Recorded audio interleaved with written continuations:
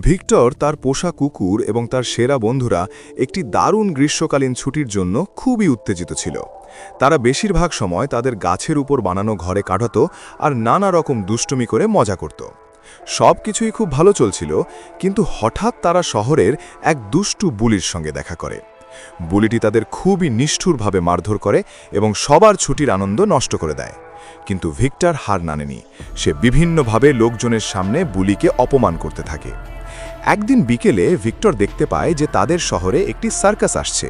সে সিদ্ধান্ত নেয় সে তার পোষা কুকুরকে নিয়ে সার্কাসে পারফর্ম করবে। তারা দিন-রাত অনুশীলন করে এবং অনেক মজার কৌশল প্রস্তুত করে।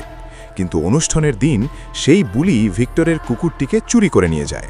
সে ভিক্টরের জায়গা দখল করতে চায় এবং কুকুরটিকে বিপজ্জনক কিছু কৌশল শেখাতে থাকে। বুলি সার্কাসে চলে যায়, কিন্তু ভিক্টর ও তার বন্ধুরা শেষ পর্যন্ত তাদের কুকুরটিকে উদ্ধার করতে সক্ষম হয়। তবুও বুলি তার প্রতিশোধ নেওয়ার জন্য একটি বড় শেষ পরিকল্পনা করে।